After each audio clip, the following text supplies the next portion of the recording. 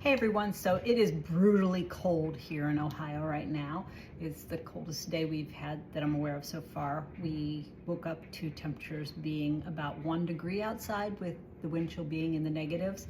So what better day to make chili than today? So we're gonna start off with our favorite chili. My husband has won. John has won first place with this chili, so it is a family favorite. This is the one we always make. Now we do tend to change it up from time to time because of what kind of meats we have in our freezer. So today, this version is going to have ground sausage. We're going to use a sage sausage. We have venison cheddar sausage brats that we're going to use, and my favorite, the beef stew meat. So while the skillet's heating up, we do have to do some prep work on the sausage. So one of the things we do is we want to take the casing off the sausage.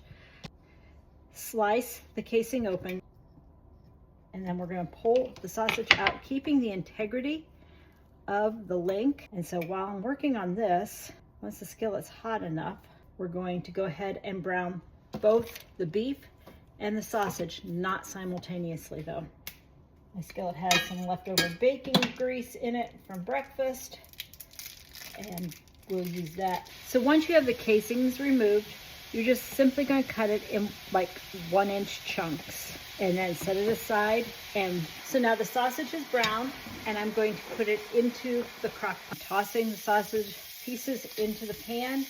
I'm going to brown it just like I did the other sausage. I need to cut them into smaller, more bite-sized pieces, but I still want that nice chunk of meat that I wanted a little bit small. So now that the meatballs are done, I'm going to put these into the crock pot. So now we're going to do the same thing with the beef. We're going to brown these also. Now that the stew beef is done, we're going to add it to the crock pot. Now we've got all that good stuff on the bottom of the pan. We're going to add garlic and onions, but I'm going to add a little bit more of my bacon grease. So we're going to saute 1 medium onion. This is probably more like 1 large. It's what I had in the refrigerator already prepped. And 3 to 4 cloves of minced garlic. And we're going to saute these together, and then we're going to add it into the crock pot. So once you've done sauteing the onions and garlic, add them to your crock pot. 1 cup of really hot water. And it's going to pull all that good yummy stuff off, all that flavor. And we're going to add 2 tablespoons of beef bouillon. So 1, 2. We're going to let that come to a simmer. Turn it down a little bit. So next we're going to add a can of tomato paste. So in the 8-ounce jar of tomato paste goes.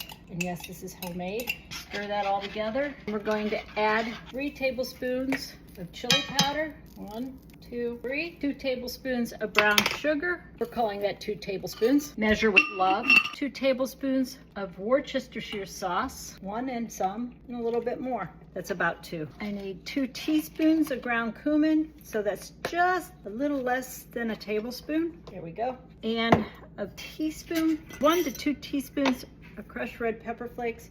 I have a pretty good idea. That was about 1.5 in my hand. 1 to 1.5. Teaspoon of pepper. And we're going to mix this, and we got all that nice stuff off the bottom because we did it in the pan as opposed to using a separate bowl. Now we're going to add this to our crock pot. Remember, we have all the meat in the crock pot. Yes, it's heavy. Okay, we're done with that. And I forgot to add the teaspoon of salt when I was making the other seasoning, so in it's going to go. It's okay. It'll work out. Now we're going to add our tomatoes. I have a jar of the diced tomatoes that I made this past fall that I am adding in here. 3 15-ounce jars, so we do a quart and a pint, and then I have a pint of stewed tomatoes that I did in 23.